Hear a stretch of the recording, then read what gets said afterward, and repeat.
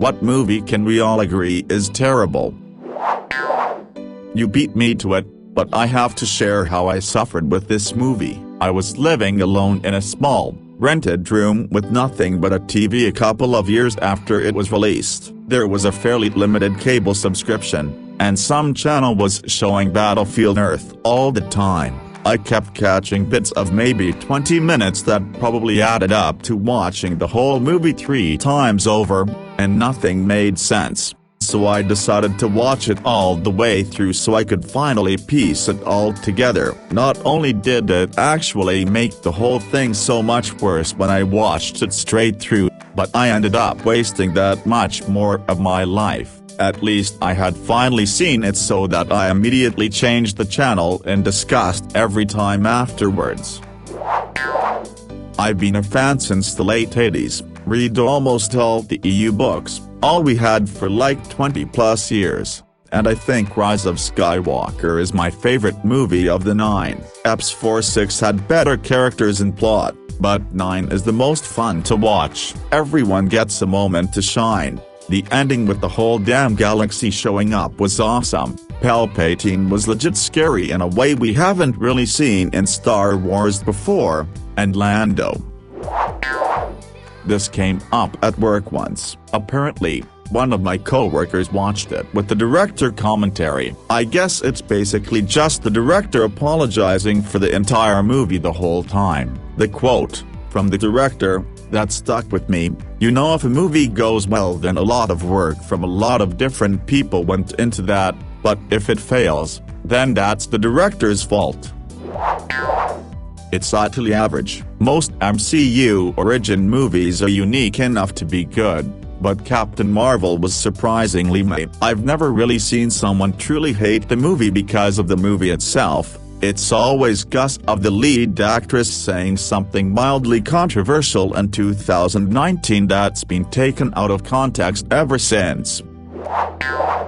How could you doubt it was fake? The actors were doing the talk show circuit while it was still in theaters as I remember it. Clearly they didn't die when they are right there. Honestly saw it in theaters and thought it was terrible. Later saw the mockumentary they made on the Blair Witch and thought, man, wish that had been what they played in the theaters, and kind of glad I didn't see it before the movie, as that would have made the movie even more disappointing.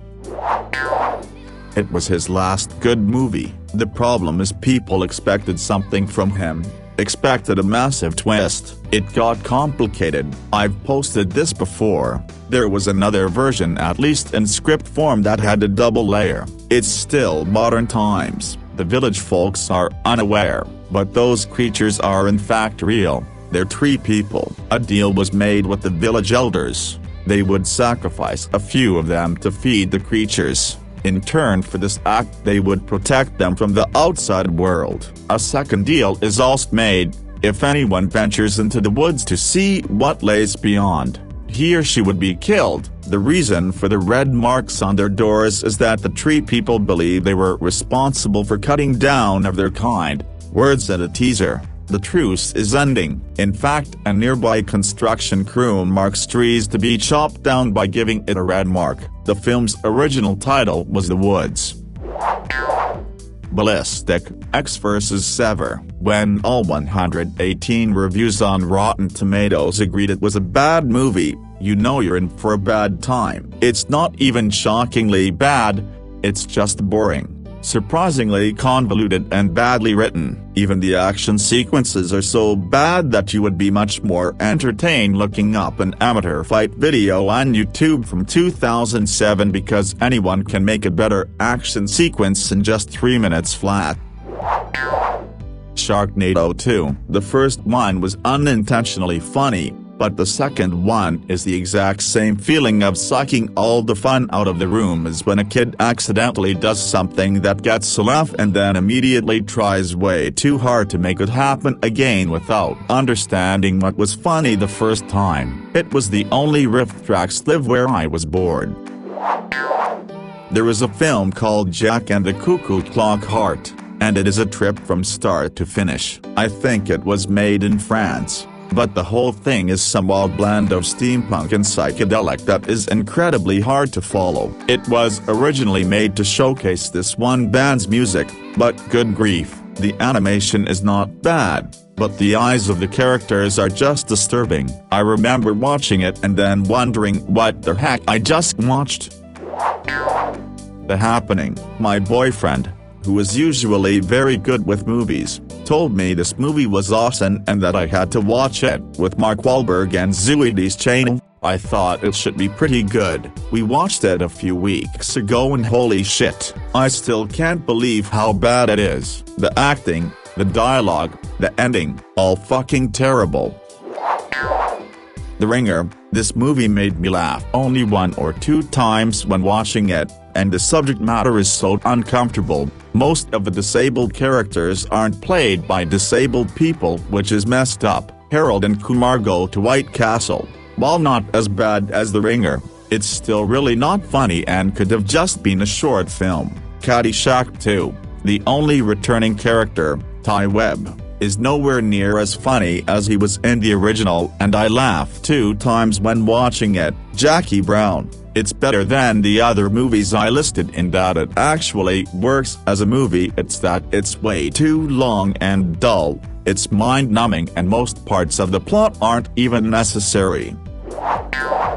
The aliens wanted gold. The heroes devise a plan to use the gold from Fort Knox to give to the aliens, so that instead of spending time mining, they can work on putting together a resistance. The aliens come to get the gold, and they ask something like, why is the gold formed into bars, and not in its ore form? I'm thinking, okay, the heroes are fucked. They are gonna get caught, but then the main character says we smelted it into bars for you despite not having any equipment, furnace, or work environment for smelting ores, and the fucking alien believes him and leaves. Such a dumb movie.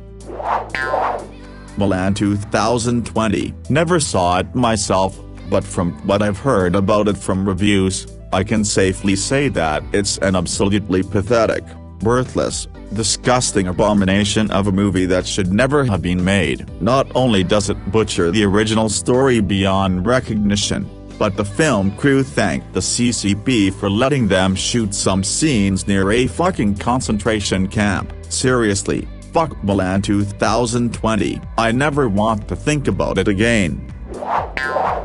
Master of Disguise is the worst one I've personally seen. I think there's about 1 joke in the movie and it's made up of 2 half jokes. Every other attempt at a joke is either A, a fart, B, an unconnected and uncommented on reference to a better movie, or C, something about women's butts. There's a variety of celebrity cameos and a small group of actually good actors in this thing, none of whom deserved this. I know that my comment will probably get buried, but I feel that it's highly worth mentioning, as it's absolutely the worst movie I've ever seen, in a good way kind of. It's called Alone. It's supposed to be a thriller, mystery, but it has Bailey Coppola in it, Nicolas Cage's nephew, who looks just like him. No offense to Bailey, but he's just so out of place in this movie. It's supposed to be a thriller, but I found myself laughing every time he was on the screen because he reminds me so much of Nicolas Cage. Bad actor, goofy, etc. Other than that, the storyline is just awful, but it's definitely worth watching, just so you can see Bailey's acting. It's 100% worth watching just to see this crazed young version of Nick Cage in a thriller, mystery movie where his character just doesn't fit into the theme of the movie. It was bad, but worth watching just to see Bailey's acting. Oh yeah, and I watched this movie by accident. I was trying to watch a different movie of the same name, also called Alone, but I accidentally ended up watching this movie instead. Anyways, here's a trailer if anyone is interested. It was agreed. This would be an R-rated movie, filming done, ready to go into post-production. Change of plans. The studio went back on their word, now will be PG-13. The director is pissed, Before he can do anything, the film is taken away from him. New effects are added to make it PG-13, subplots and scenes are axed. Before he could have his name removed from the release, they dropped it on theaters to capitalize on his name. The director of Equilibrium, Ultraviolet and The Thing, 2011, are examples of when a studio take control of a movie, going back on their word. There were reshoots for The Thing to get to the creature sooner and to drop the latest Fantastic Four movie. How do you have Michael B. Jordan, Miles Teller, and Kate Mara in a Marvel movie and fuck it up so bad that I had to force myself to get through it and was constantly checking how much longer was left? 3 of my favorite actors, and I hated that piece of shit movie so much. Trolls 2, reason. It is super fucking cringe and has no real moral. Also hate when they make a second movie and think it is okay to just fuck up the entire story from the first one. Example of this is that the kingdom they were in was in the middle of this island they were on while all the other kingdoms were surrounding it, and the ogres or whatever they are live on the outskirts of the island. The fuck up was that they didn't seem to see any sort of civilization when traveling to the giant troll things, and the cook thing never found those towns and shit.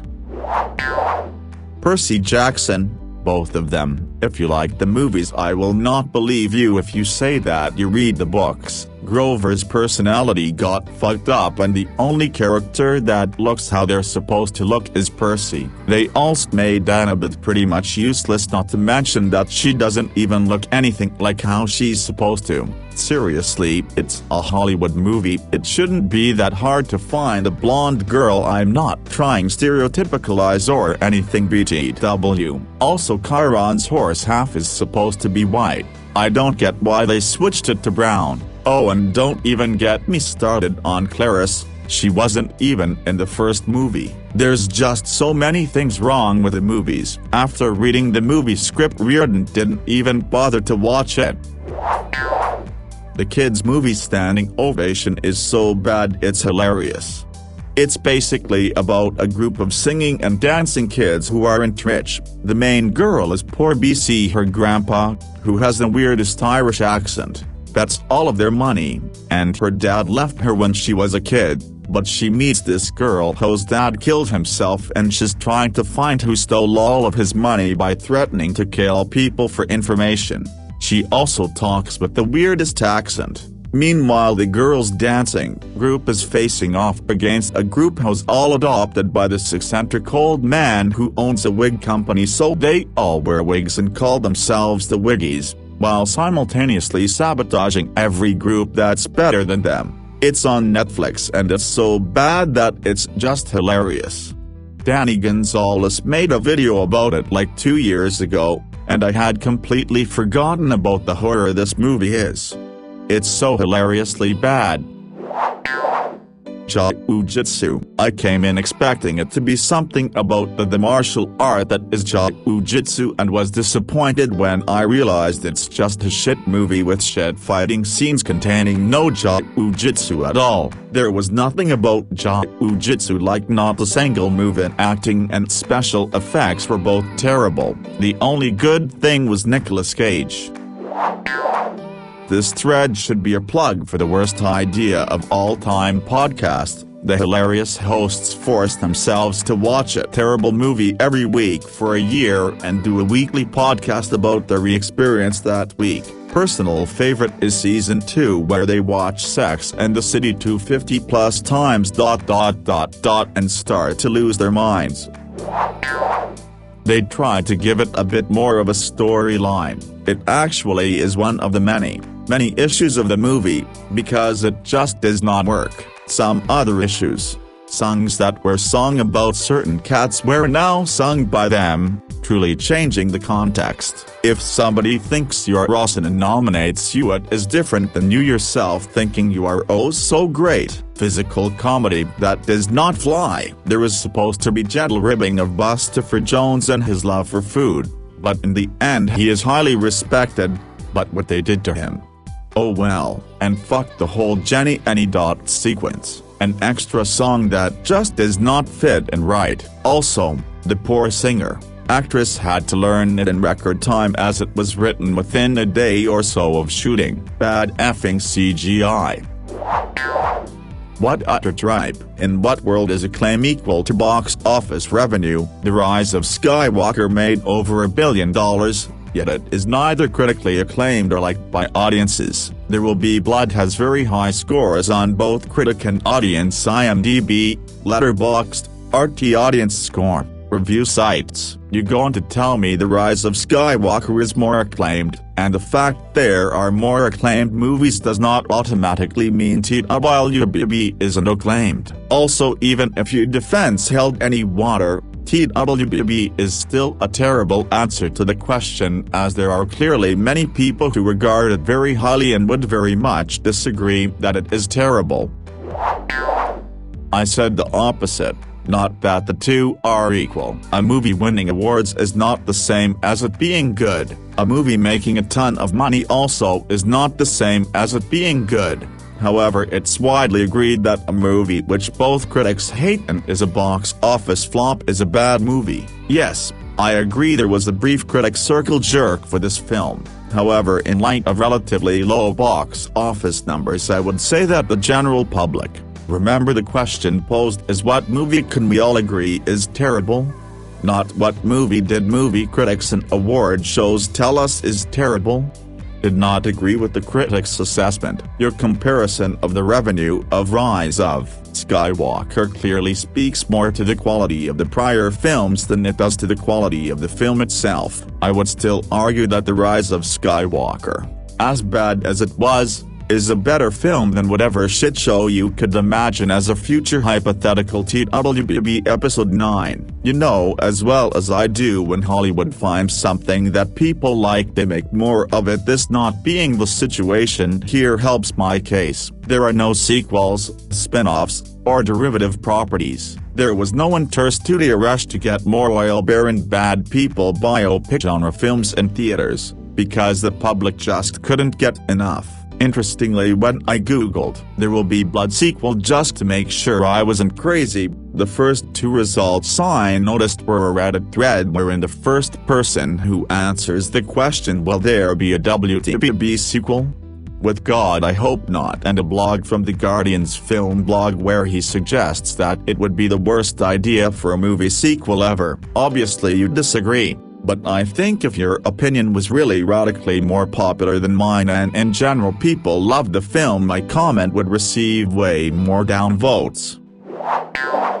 I watched it in theaters. Yes, it's bad. The choreography is bad. The CGI is bad. Shudder's Cockroach Children, they do a weird thing with the scaling where they're cat-sized but then they're near human-sized when they're in the theater or on the boat or the hot air balloon at the end, which is bad. Honestly, some of the singing and the unintended humor are the best parts. Jennifer Hudson has always had pipes, so she's great when singing Memories. The other songs can be weird with the visual that's given in the movie. The cat's movements, mostly dancers told to act cat-like, is awkward to watch, but the songs and music are actually good, and then you can laugh at how everyone's moving and acting. It's a bad movie, but one that can be laughed at.